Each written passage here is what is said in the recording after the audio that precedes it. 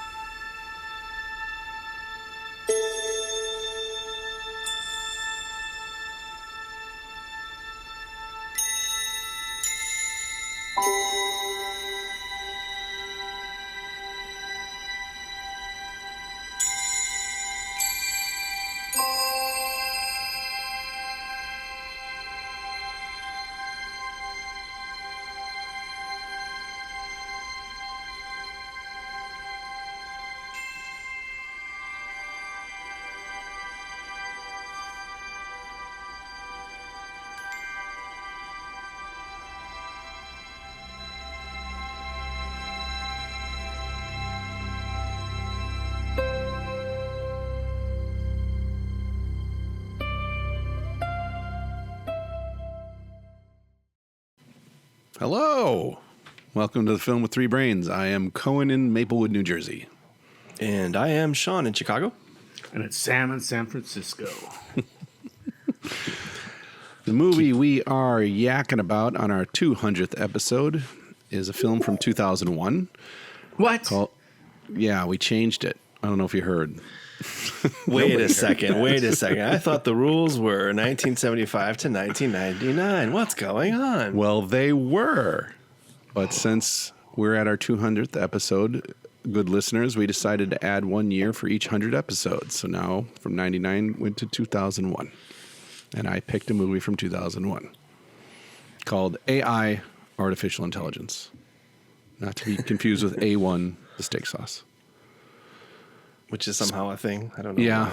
Yeah. Steven Spielberg film from, starring Haley Joel Osment from I See Dead People and Jude Law. And not a ton of other super recognizable people. William Hurt. Some voices, yeah. Mm-hmm. I assume you guys have seen this before. Just the once, just the theater. Same for yeah, me. Man. Totally reminded me of when I was touring with Weird Al. I mean, wasn't really touring. I just had like front row tickets to like 12 concerts in a row, and I was just thrashing on the air guitar the whole time. Mm-hmm. And then I saw this movie at the theaters by myself. Yeah, that makes total sense. Yeah, right on theme, right there. Uh-huh. Well, it does. I mean, there is some musical tie-ins, like the band Ministry. I thought you were going to say. Ministry, yeah. Yes. Al Jorgensen, who looks like AI Al. Anyway, so what do you guys think? Sam, you want to go first? Like, what did you think then? What do you think now? I'm curious. I remembered not liking it all that much, and now I remember all the reasons why. So, That's a good way of putting it. yeah, I would agree. I remember not liking it, but what surprised me is how much I very much disliked it this time. Like, actively disliked it, watching it going, this is a terrible fucking movie. Well, I was surprised you picked it, honestly, because I didn't think this was your kind of movie. But maybe you were just trying to pick it because maybe you had your reasons for picking it. I didn't remember it well. I do remember not really liking it that much, and I was curious if that was just 2001 me not liking it for whatever reason, or if it's just not my cup of tea. But turns out I just really don't like this movie. Yeah, I mean, I'm with you guys. I was just worried that I was going to be the only one, but I mean, I mean, it's exquisitely made, but Yeah. it's wrapping a bow on a turd as far as I'm concerned. Why don't you give a brief synopsis so we can go Sure. into all the details? All right. So in the not too distant future, the polar ice caps have melted and flooded all of the coastal world. So the world has sort of retreated inland. That's not a huge sort of actual plot point. It's not what drives the story. There are already mechas, they call them, which are humanoid robots. In most facets of life, and some guy decides to create a child robot who can love, and places him with a human family whose son is in like cryogenic suspended animation because he's ill, and they don't have a cure for him yet. We don't know what that illness is, though. I don't think they don't really say because it doesn't matter. So they get him. He imprints on the mom. He loves her completely and utterly, but there are some quirks in his behavior that ultimately, when the son gets better and comes home, there are some issues. And she was told that if she returns David, the child robot, to his manufacturers, they will destroy him. And she can't bear that. So she releases him into the wild, like literally, Harry and the Henderson style. Yeah. Yells at him, "Go away! They'll fucking kill you, David." Yeah, well, she doesn't say that. She says, "Watch out for the flesh fairs." Yeah, watch out for the flesh. Anyway, so he leaves. He's got Teddy. I forgot about Teddy. His little sidekick is a little super toy, also a mecha. Little teddy bear, and they get picked up by a flesh fair, which is all about humans destroying mechas. But he meets Gigolo Joe, who is Jude Law, who is the best part of this movie, as far as I'm concerned, is him and his performance. And Chris Rock. And they escape the flesh fair, and they go to the whatever city, and they're trying. Basically, the robotic boy David wants to become a real boy, so his mother will love him. And he thinks he knows the Pinocchio story, so he thinks the blue fairy is a real thing that will convert him to a real boy, and he can go home and his mom will love him. It doesn't work out that way. He makes his way back. He gets found and taken back to his maker, who is William Hurt, who turns out his son. He's based on his son who had died, and there's a lot of like moral ambiguity and questionable decisions by the characters in this movie, which kind of sink it for me because most of the time I'm just like, no way anyone would ever do that. And they touch on it ever so slightly. Like one of William Hurt's students is like, "Yeah, but should we?" And then he's like, "Yup," and they move right past that without ever getting into it at all. He's just like, "I'm doing it, and it's going to be great." Yep. And she's like, "Yay," which I found annoying.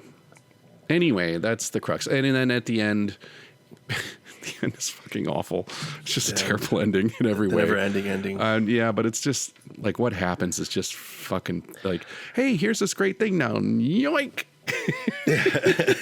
We're gonna take it from you, and now you can just lay there and die. I don't know if this is supposed to be like a heartwarming family film. To me, this is a horror movie straight through, from beginning to end. This is a horror movie about a child whose mother will never love him. And then he commits suicide. Well, wait, essentially, he just lays down and closes his eyes and never gets up again. Wait, is that the ending? That's what he says. That's what the voiceover says. And the implication is that he lays down next to his mother and dies with her. Okay. Well, I guess there's a few things that we're confused about. One was the creatures at the end, which apparently are not aliens, but robots. They're robots. What? I always thought they were advanced I robots. thought they were aliens. I think they're They advanced sure seem like robots. aliens. And David is he was the first of their kind of sentient AI robots. Yeah, I think if you read the trivia, the trivia and I mean that's always what I thought, just because they kind of look robotic. Yeah, and they do robotic things like AV stuff they can do on their faces. And the fact that they were looking for him at all. They say, "We've been looking for you for a long time," or something like that. Or I don't know. Anyway, yeah, he's found in the distant future by what turns out to be advanced robots. Right. There are no humans left on the planet. I guess there was an ice age. I don't know. David's like stuck at the bottom of like the New York harbor for 1,000 years or something. I don't know. I think it was 2000. Yeah. Is that what it is? Yeah. It's about 2000 years. And then they find him. Yeah. I mean, there's just so many problems with this. That But the biggest one is how close Coney Island is to Manhattan. it's It's not that far. not that far. Yeah, but I mean, it gets there in 2 seconds. They're That's what flying. made me. That's what made me. Aerocopter thing or whatever that was. Whatever that shit is. Anyway. Yeah, no, we've hit some of the problems already. But I think what you said about moral ambiguity, that's like the meat of it, because Yeah. I know we're supposed to care about. I care about David, but what? Let me just interrupt before you finish your thought. That's right. where they first went wrong. That Because we made him care. no, Made us because they tell you at the beginning they're going to have this AI robot that the mom is going to fall in love with, and he's going to love him back. And I would argue that from the very get-go, they do not do anything to make you fall in love with him. He's awkward and weird, and like you never, at the moment where she decides to say the code that she loves him, you're like, wait, you never actually proved to us why, because he like sneaks up on her, he stares at her, he's socially awkward. Like none of these things are things that bring the audience or the mom to actually love him. It's true. Anyway, sorry. Go But on. also, I mean, along that same lines, there's no way they take a prototype like David and imprint him on a mother whose son is still alive or even had children to begin with. I don't believe that for a second.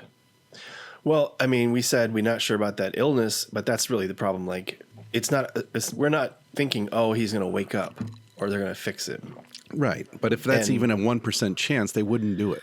Right. Since we're not privy to all the rules of So this why not just give it to universe. a couple who don't have kids or can't have kids, Well- desperately want children and can't have them, can't Right. adopt for whatever reason. And Well, you know. partially because the husband works there and Yeah. they have to do non-disclosure agreements, all that Sure. stuff, secretive shit. But also because they need the son to come back, like it's clunky writing.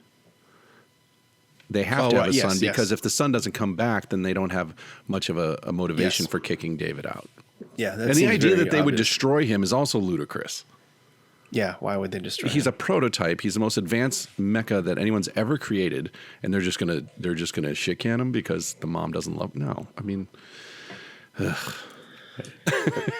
And that also is undercut by later on in the movie when we see there's a whole bunch of Davids. yeah, They made more. I mean, They holy made a shit. ton of Davids. It's just terrible. And the thing is, eventually. I as a viewing audience, I No, do not care eventually. about David, which is why I found this movie so goddamn fucking horrifying. That they would do this to any kind of creature. That's why I said it's a horror movie. It's terrible. They created a being whose only goal is to have this one woman love him who can never love him and never will. It's just awful. Sounds like my high school experiences. Jesus, man. This movie's too real.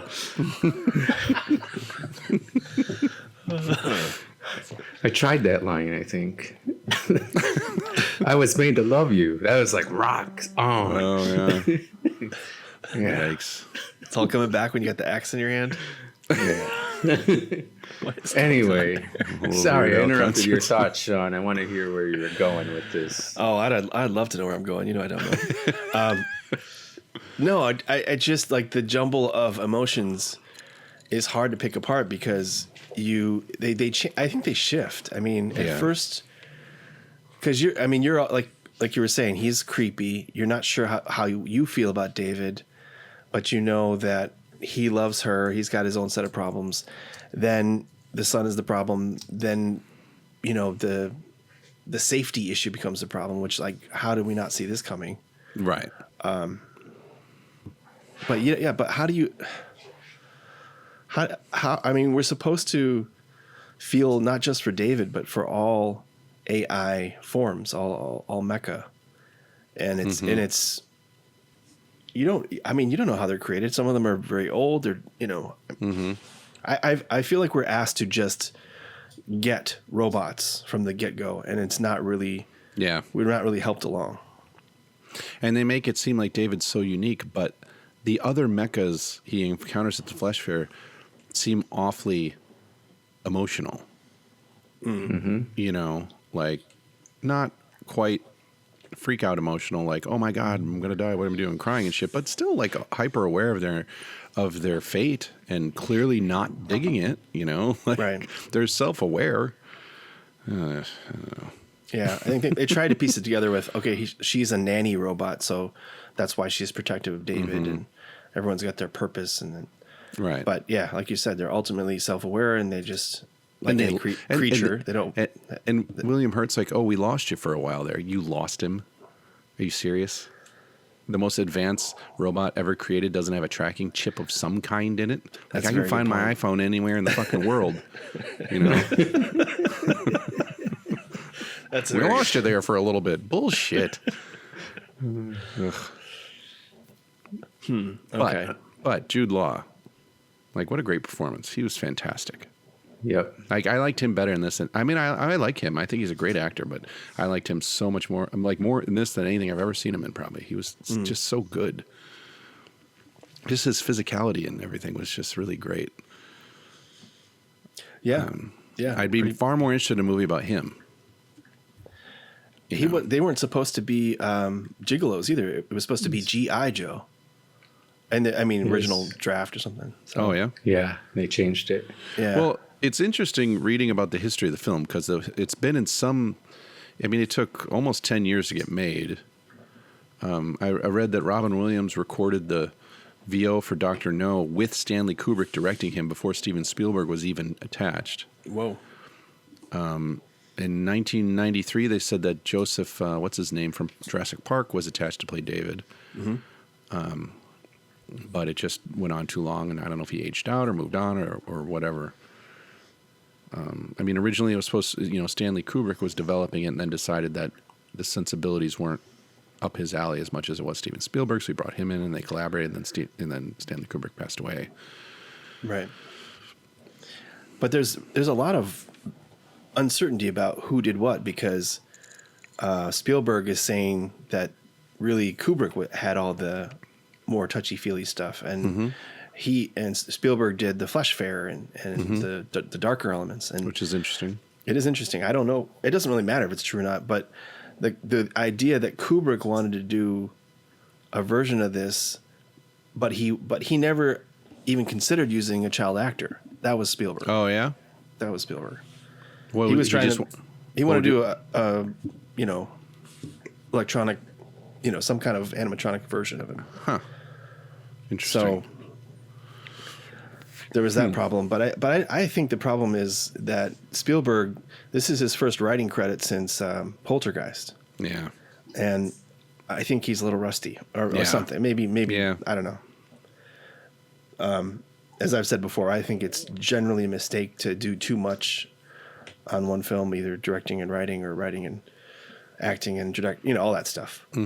But more so, I think that weird like handoff or non-handoff from Kubrick to Spielberg really hurts it because you get kind of a bastardized version of both of their ideas. Yeah. I wonder what it would have been like if Stanley Kubrick hadn't passed away. Like Yeah, if he I'd love to know if he was alive to sort of truly collaborate on it all the way to the end, if it would have changed it or not.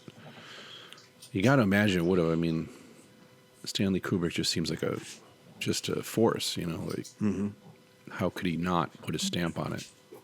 I don't know. Sure. And Steven Spielberg is also a force. And Right, we're talking sure. about one of his worst movies. Yeah. From someone who's made several masterpieces. Like more than almost any other filmmaker, probably. Yeah, several kind of undercuts it. I mean, just Jaws, Close Encounters, Raiders of the Lost Ark, E.T. I mean, come on, Jurassic Park, Schindler's List. I mean, Saving Private Ryan. It's like, Yeah. like he's even Catch Me If You Can, which is nowhere near, I think, his top movies. It's just a fun movie, Sure. So he's coming off these huge movies, and then this just doesn't fit in there. Yeah. Yeah. And also, after it was over, I was kind of surprised by how sort of short-ish and simplistic the plot it really is. Yeah. Once he gets booted out into the wilderness, not a lot happens. You know, he goes to the flesh fair. He escapes. He's in the city for a brief moment, and then it's like the movie ends. They go to the city, they go to Manhattan, and then it ends. He meets William Hurt, and it's like, wow, that all just like moved real quick. You know, Yeah. they take a long time setting everything up, and I like a lot of that actually. For the most part, I was kind of like I was into it a bit, other than the basic premise being so goddamn flawed. But yeah, and then all of a sudden, and it's over. I was like, oh, dang, that wasn't a very interesting plot. Yeah. You know, it's not very Doesn't grab you. layered. You know, No. it's just like very simplistic and straightforward. More like a lower tier Marvel movie these days. To me, it's like Short Circuit, but you like Johnny Five more. Yeah. Oh, way more. Mm-hmm. Way more. You know? Well, I think you were. Yeah, I thought that it was like maybe Spielberg is not meant to do sci-fi, but we know he can do it. Oh yeah, he's got a know? bunch of great sci-fi movies. Close Encounters, but I think in Close Encounters he focused. He had one focus. It was like the build up and discovery of the final culmination event, and then like Minority Report. He did some of these things like the technology, the cool gadgets, but he had a real story and he had a mystery behind it. Like, so it was Yeah. driving that plot like crazy. Yeah, So same we with know he Ready can- Player One. He had Yeah. a bestseller behind it. Yeah. Yeah. I mean, he knows how to do it. It's just, Sure. I don't think, Oh I yeah, don't know. I think Minority Report is vastly superior to AI. Like Minority Report's fantastic. It's so bonkers. good.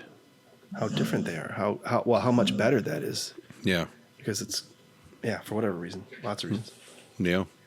So that's not it. I mean, I just go back to the split between Kubrick and Spielberg and, you know, Or what if I'm curious if it would have been just all Kubrick, if he had not passed away and he just made it and never brought Steven Spielberg on. I'm curious what that movie would have been. That'd have been very interesting. Because Stanley Kubrick never did like a true sci-fi movie.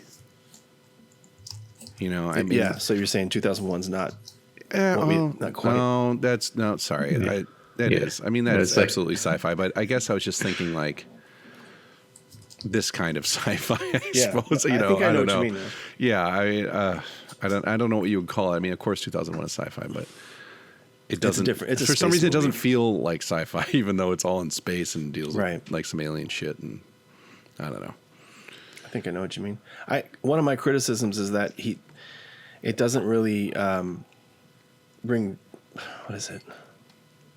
I got Sean brain again. Damn it. No, I just don't understand why it's like this weird mix of family story and Yeah. oh, I know what I was gonna say. The world build, like, you know, you were saying it's not. We're used to like sci-fi being kind of expansive, and it's definitely an ambitious movie.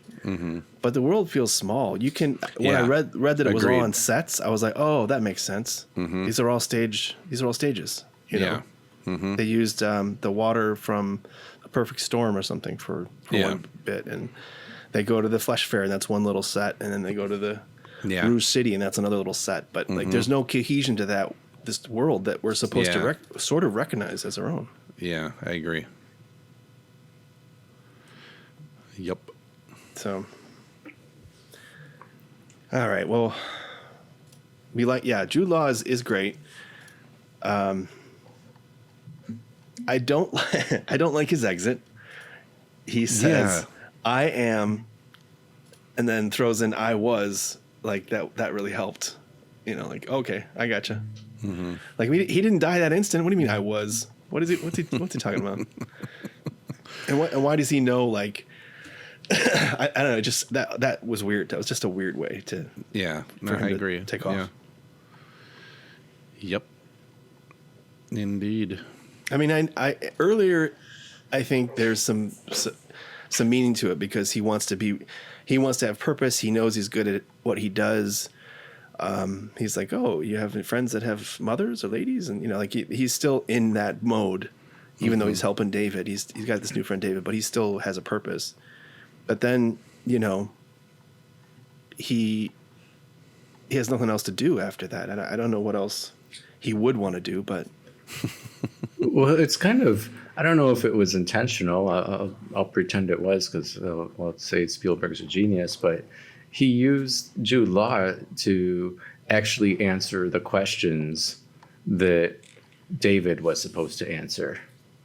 You know, that people would in some way find companionship with the robot, because it seems like that companionship was more than just the sexual part.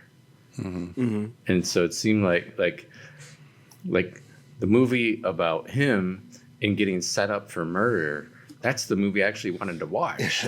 You know, Yeah. like I didn't need I'd like that's the fun story that we didn't get to see. Yeah. You know, he was answering all those questions without having the parents there and having a kid and a second kid. They didn't need all that. Like it's, I mean, we have the benefit of being in the distant future from this movie. So, you know, sex robots are now a thing, but when you can have, you know, a relationship, he was going back to someone he'd seen before. Like, it's clearly they're not all the same. Right? Yeah. Why would you, you know? So I think that you know, you said it kind of before, like these other robots that exist were already so advanced that people were answering that question. Yeah. Yeah. I think you're right that Jude Law has quality dialogue and he has like subtle exposition. And I think that's a problem for a lot of the rest of the movie. Like the end, you know, not alien, but look, the robots at the end, all that exposition is like, okay, you explain it to me. Like, I felt there was a lot of, or like William Hurt being like, okay, well, we created you, David, and like, you're telling me a lot of stuff that you don't need to tell me. Yeah. Right. Oh, and his exit. Other people want to meet you. I'll be back in like 3 hours. Where did he go? What was that about? Like, Was Also, why is his office in a building half underwater? Yeah, in Manhattan. Wasn't that weird? yes. Why does it have electricity? It looks just like the office that they were in New Jersey. Right. Like it was the original and then they moved it, or vice So why versa. was he like, was there? it the secret office there? Yes. And, Very no, strange. the whole thing was. And then we were Very supposed to be impressed that they knew he was going to end up there. Like we didn't know, you know, how you'd get there, but we something about Dr. No, that was they knew about that too. They set that up, Yeah. I think he said that. which is annoying too. Like, what are you doing? Yeah. You He's know? like, we were trying to guide you. Even the doctor knows something. He says, but then we lost you for a while there. And then Right. you did Well- something remarkable. You, whatever the hell he says, you know, I it's don't just know. like, yeah. Yeah, I'm not impressed by that at all. I'm like, well, as when I finally start to get with David in his journey, I'm like, okay, and Teddy, and you don't want to get him killed, and you know, I'm on their side now. Then you pull the rug out and say, well, none of that was really your choice anyway. Yeah. All this whole Right. adventure was phony baloney, and it's, Yeah. you know, faded. Yeah. Like, okay, now what? Tell me what's next, because clearly I And don't know. There's slight subject change. I the whole time I was watching, I kept thinking about what's her name in Interview with the Vampire, Kirsten Dunst. Kirsten Dunst. Do you guys remember that movie?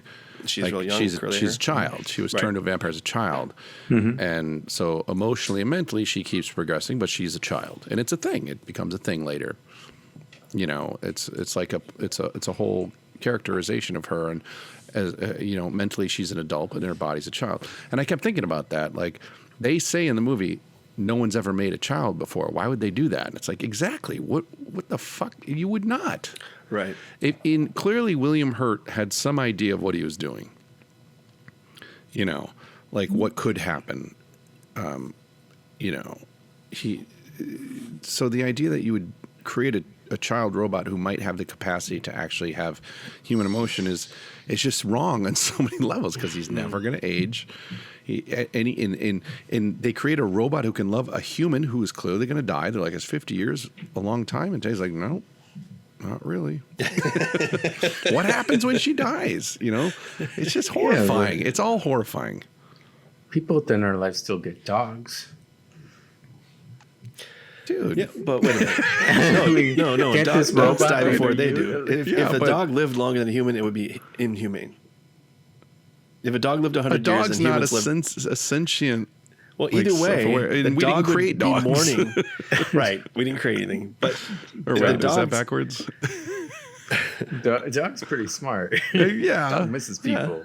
Wait, I'm who's the saying that- dog in this analogy? My point is that Haley Joel Osment's the dog. Oh, okay. My point But is he's that going to live forever. people- yeah, but it's the only problem with that is that they say he's can't be reprogrammed to love anybody else. Horseshit. That's which is kind Or of BS. turned off. Well, or I mean, if he's updated anyway. if he's truly a robot, then of course they can. But if he's not, and they say that, then they know he has the capacity for like true emotion. In which case, what they've done is just fundamentally wrong. And if you have the capacity for true emotion, isn't it kind of devastating to know you've been programmed to love someone? Yeah, especially Yeah. someone who's going to die in 50 years. Well, And then you but we you do can that never love anyway. anyone else. Like, is he an autonomously like emotional being, or is he programmed? Like, Well, that's I don't what they know. wanted him to be, autonomously emotional, but they put in that little wrench of, oh, we programmed you too. right? It's all just like dumb. Right. I don't think that it was meant to ever be analyzed that far. Well, Well, I agree with you, but this is going to happen. yeah. That's why you picked this movie, right? Because you think that maybe now. No, I'm not saying the flesh flips are going to happen, but the reason you picked this movie, I'm guessing, is not just because you remember not liking it and you want to see if you not like it again. You're thinking, hey, AI is all over the news right now. Right. We're actually getting to this point Sure. where some of this is going to happen. Some of it's going to come true. There's already sex robots, as we Some talked version about. of it. Yeah. There's already people You seem who kind of say obsessed they with these sex robots. love ChatGPT. Well, no, you just pick out the different elements of these movies. Like there's, you go from your Roomba to, this thing you can have conversations with. Sure. Yeah. Not Alexa, the Roomba. Right. But So, Roomba is something we're okay with because it's we understand what its purpose is, Yeah. and what it's capable of, and it's not going to kill you because all it is a Roomba. Right. And in 2001, I think we were kind of like at that level. But as you're just saying, AI is way different now, which is why the titles. I mean, I know about A1; it looked a little bit like A1, so they had to write out artificial intelligence. But if you did that today, people would just laugh like, "What are you? Why, Why are you writing that out? We know what it is." But I don't think people do know what it is. I think people are still struggling with this concept. Sure. I agree. And which makes it even more troublesome that like the best we can come up with is this love story with mother and child, and not delve into like the murder mystery of of Joe and all this other interesting stuff. All these interesting concepts they brought up, almost none of them were explored. Right. And that's Yeah. that's what good sci-fi should be, in my opinion. Like we got to explore Yeah. this shit. Right. He turned it into an 80s movie where there's a chase and you forget all the science fiction. It's we've seen this a million times in the 80s where someone has something really special in the like ET itself. Right. And the government wants it, or the makers, whoever want it, everyone runs away, and at the end, the only thing that's different, instead of him being loved by the mother and for a length of time, it's 24 hours. In all the 80s movies, they get to, the robot gets to run away, or the alien gets to say goodbye and whatever. But this one, so he went back to that when he could have had so much more. Yeah. I mean, this is basically a remake of Daryl. Yes. Let's see, it took Okay. 39 minutes for Cohen to mention Daryl. I had thought of it 18 times before then. Let's see. Wait, let me do it. Data analyzing robotic youth life form. Yeah, thank you. Yeah. thought I don't know if it meant was A1 steak robotic or sauce. just robot. Robot. All right. I don't I'll know. work. I I'll don't. work on that. I don't remember though. But yeah, You otherwise, do, yes. but I've never mentioned Daryl before on this podcast. right? But it was inevitable. You're for kidding, today. right? Yeah, he's kidding. He's kidding. I'm kidding. Okay. It was a good one. Well, okay, but I'd watch that again before I'd watch this. well, Yeah, me too. Think about some of like. I was just getting back to AI real quick. That the concept of AI isn't just whether or not they're going to kill us. There's a lot more to it than that. You know, like Sure. if you want Terminator 2, I think more appropriately, but Yeah. that's one kind of sci-fi. But a movie like Blade Runner, that's like more that's like existentially what I feel like they wanted to do, Yeah. to make us care about androids, to make Sure. us wonder, you know, what do they dream? I don't know, do they dream of electric sheep, all that shit? Or like Her Is where we're going. is very much now. And Spike Jonze made a really like sad movie, but really interesting in the way that we deal with technology, I think. When we walked out of the theater, Vivian said, "As soon as Her exists, I'm done for." And it had nothing to do with Scarlett Johansson, I imagine. No, but they captured the idea, and because now we can go forward. You know, that was 2008, so we go to now, and you know, earlier, just recently, there was a study about people who want to talk to a therapist who get to talk to a chatbot therapist. They know it's a machine, and they ended up rating it higher than talking to the person than their therapist. A number of people, and the reasons were you'd be like, a lot of people would be like, what? How could it replace human interaction? And you know, we're there where it can do it enough, but also it's available 24/7. Right? Your therapist, it has no time limit. Your therapist is like, you only get a half hour on Tuesdays at 4:30. You know, so the robot's never going to be like, oh, I have to go do something else.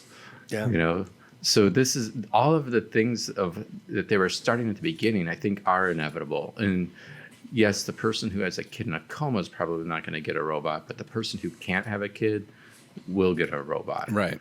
And when that happens, it will be weird. And I think that, you know, your concern about the aging is a little bit legit, but I also think people already experience that with mentally handicapped kids who cannot age mentally. Yeah. You know, so, you know, it's different. Or kids who are born with diseases, which you know that they're not going to make it to 20 years old or 15 years old. You know, so there's these situations that overlap in ways in which parents get into that they get into unexpectedly, versus with the robot, you know what you're getting into. Oh, I mean, there's a ton to explore here, and yeah, unfortunately, from a modern standpoint, we're really stuck on the robot annihilation, post-apocalypse type thing right now. Yeah, even so, though, there's a lot of interesting ways to do it, and I think you can be funny like Megan. I think you guys have seen that movie, right? When she's, Sure. I mean, some people say it's funny. I didn't. I laughed a little bit, but I was Funny? like, I didn't think it was funny. Yeah, I don't know. That movie wasn't for me. I don't really get into it. They made a sequel. It's coming out soon. I know. Yeah. It's coming. I'll try. That girl I'll can give it a go. act. Yeah, I mean, it's impressive, I guess. And, but I mean, it's played for laughs, isn't it? Not laughs, but No. it's horror, but it's kind of goofy horror. A little tongue in cheek, maybe. Maybe. It doesn't take itself too seriously. Right. Kind of seriously. It doesn't bring up any super deep subjects. it's a robotic version of the Good Son. Yeah, it's more like that, but with more kicks and swings and stuff. Or like Ex Machina, which you guys have also seen. Yeah. It's a good. Great. Now we're exploring the will they kill us, how will they kill us, why would they kill us, but also, again, that existential part of it, because I feel like that probably does a better job than this does of making you feel what she feels. Sure. She, the robot. Mm-hmm. You understand she is yearning for self-discovery and freedom, and things that she's not supposed to have, and then shit happens along those lines, and it's really interesting in that way, and feels modern. It doesn't feel immediately dated. Yeah. They don't get too far into the programming, so I don't have to worry about how the experiments work or any of that stuff. But so I think we're all kind of saying the same thing. Like there's a lot there to play with, and unfortunately AI chooses all the wrong stuff to play with. Yeah. I think one of the other things too that bugged me about it was the you guys know the uncanny valley hypothesis? Yeah. Yeah. No, throw it on me. So the uncanny valley hypothesis is when something looks almost human enough that it makes you kind of, I don't know, repelled by it or grossed out by it. Like it's you either make a robot that looks like C-3PO or you make something perfect. And it like, I think that some of the acting, like the way they had Haley Joel Osment act and the not blinking in that was his idea, by the way. Yeah, made it to the disconcerting part. You're like, okay, you're not, like they should have just gone full human. They should, they should not have. They should have been like, you are the most advanced. You are the most human of ever. You're gonna blink, And why would you have a hole in the back of your mouth that if you put something in it, spinach in it, it fries your circuits? Like, I hate the spinach bizarre. scene. But you can go in a pool and sit in the bottom of the pool. Like, okay, that doesn't make sense either. Yeah. Okay. So just, yeah.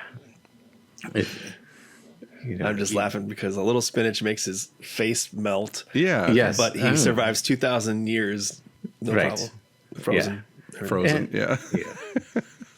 And also around the same time, the first law of robotics, like, well, he's not going to hold the kid underwater. Like that's just, Yeah, and, that scene and is a human weird. wouldn't do that either. What? Hold another boy? kid underwater. Oh, yeah. Like you wouldn't, like he's trying to be human. You would think that preservation of another human's life, especially one you live with, would be a Right. critical. There's no part of the setup for program. that scene either. Like he's like, keep me safe. The kid hurts him, and he grabs, what's the other kid's name? Martin. Martin. Yeah. Yeah, he grabs Martin, and suddenly he's the protector. Like what? When did he do that before? Why did he do that? Yeah. He's been a rival, and now all of a sudden he's a protector. I don't understand that. A little shaky. Maybe it's technically law 0. Sure. Anyway, not enough of an Asimov fan. Anyway. All right, so we do. I mean, how do we feel about the effects in general for 2001? They're great. Because that's what people were liked back in the day. I think did they win an award for visual effects? I know John Williams won score. Is that little teddy bear the inspiration for Ted?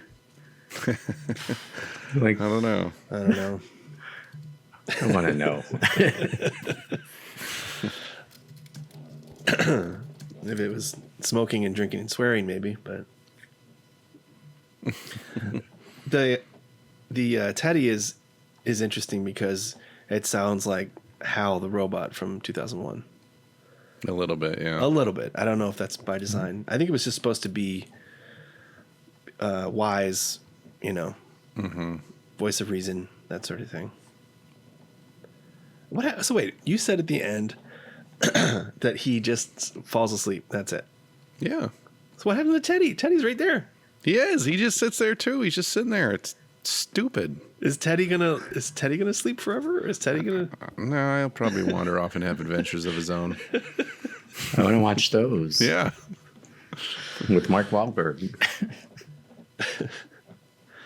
I think it said that Kubrick was the one who he had the idea of Teddy, and also that was a major issue for Teddy to seem lifelike because they had to use.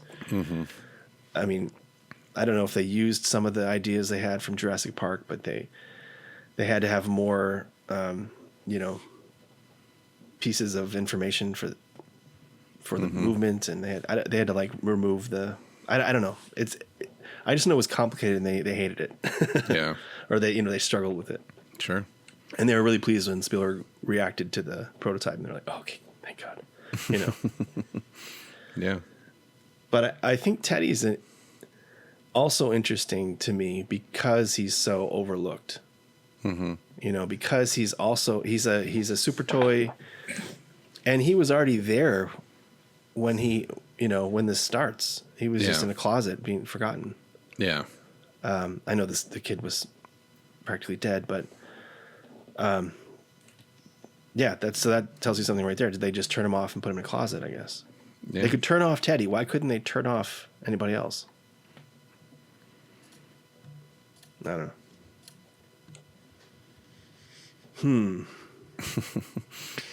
Add it to the list. Add it to the list. Well, yeah. Is that our general review? Meh. Yeah. Yeah. No, I do give it credit for something. Yeah, the Flesh Fair, the Ministry is playing, which apparently was Kubrick liked Ministry, or he heard somebody playing on set for Eyes Wide Shut or something. I don't know. Yeah. And they use some samples. Is that what you're going to say? Yeah. From Full Metal Jacket. Yeah. Something like that. Well, that scene was interesting to me because it shows you like we dislike humanity in that scene because they're being awful to machines. And then it somehow turns because Brendan Gleeson takes a moment to like proselytize and be like, you see their latest iteration, a child, and don't be fooled and all this stuff. And then they're immediately fooled. They're like, it's a kid. And they start throwing shit at him. Yeah. Turns on him. But I thought that moment of like, okay, wait, you're there to make some money. You got rock and roll playing, breaking stuff. And then you decide you're going to like preach to them. Like, I think you were destined to fail no matter what. But Yeah. Or like the moon, the full moon. I mean, what is there a significance to that? I don't know. Some interesting things that just aren't followed up on or explained. All right. Well, have we exhausted the topic? Never ever make a sequel to this. I mean, this is a sequel in itself. It has like how many versions of? Well, it's really only one super ending at the end, right? I mean, I remember thinking in the theater that he's in his little ship. He's at the bottom of the ocean. He's staring at the blue fairy. I'm like, here we go. It's gonna be over. And then there's like a half an hour more to the movie. Yeah. Yeah. So either if you think the ending is important, and I think the original writer said like that's some of that was intended, that all that stuff at the end was intended. It wasn't just Spielberg. Fine, then focus on that. Rewrite the rest of the movie, or edit it so that's the meat of the movie. Not all the bells and whistles getting there, but that's what we want to focus on. It just lacks that focus. Yeah, I thought it'd been a much better ending if he just was frozen in front of the blue fairy. Yeah. Like a big smile on his face because he's like, I finally found her, and then he freezes, and that's it. He's sort of locked in this moment of like discovery and joy, and then they try and like kind of recreate it, but then they're like, we can bring back your mom, but only for 24 hours. I don't know, this is just the way this shit works. And then they throw in that line about, well, we actually discovered the time-space continuum because of this. Yeah. What? No, shut up. Oh, yeah, and Teddy's like, I've got her hair that didn't decompose over 2,000 years. Yeah. It's not biodegradable. It's human hair. It lasts forever. Here you go. Stupid assholes in Jurassic Park had to wait for a mosquito and amber. Didn't they know that parts of, well, whatever. It doesn't matter. Anyway, it's just so silly. And then, you're like, oh, okay, so he can live forever with his mom they've brought back. I didn't remember how it all played out exactly. I thought they just reconstructed her like David. Right. She's a sentient robot they created who loves only him. and they live together forever, happily ever after. That'd have been fine. That'd have worked. That'd been fine. What's this, Then you'd been 24 happy for hours and then you die shit, and then he just lays down next to her and is like, oh, I'm going to lay here with you now. It's triple mumbo jumbo. Yeah. It is. So one is the AI itself, or the creation of robots? The future robot alien things, and then aliens bringing people back alive for 1 year. Like, if he's so important because he knows people or whatever, they could just bring back more people. Like, well, they didn't have. Can't be the only hair sample left in the. Well, They right, but implied they that it only was. live for They 24 said- hours, so they don't. I Yeah, but guess- you can still get all sorts of information for 24 hours. Sure. You could do it over and over too. All Yeah. sorts of different people. I mean, and I know you're bummed about the hair, but Egyptian mummies have hair. Yeah. So Damn it. The hair lasts a couple thousand years. All right. If in the right situation, like inside a teddy bear. That was the original mummification process the Egyptians used. Inside a robotic teddy bear. Yeah. And they were so secretive, they never made hieroglyphics about it. Right. Tricky And bastards. everybody would know. All right. I'll strike that from my criticism. There's plenty to Yeah. go around. All right. Yes. So what do we do? What are we doing next? Okay. Since we have these 2 full years to play with, You I picked chose something from 2000. I wanted to, but I chose a movie from the 90s.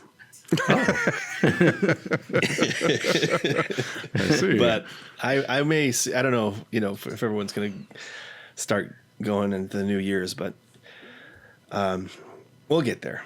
It's fun though. I'm excited about it. As long as it's not Bicentennial Man. Yeah, I mean, talk about another turd, Dev. I've actually never seen it. Not missing much. Yeah, that's what I hear. I mean, Robin Williams in that Dr. No voiceover thing he did, he put more into that than he did in that entire movie. Although I don't think, and it's not his fault. I'm not blaming him. His performance is just a weird, robot that tries to become human, Yeah. and it looks like it's a box painted silver. I mean, the robot itself looks ridiculous, but I think it's been a while. All right, so 90. Do you want to guess what year it is? 93. 95. All right. And I have mentioned this before. We've talked about this director. We've done this director before. It's more action drama. Real action, not this kind of action. What else can I tell you? It's got some big names in it, some big actors.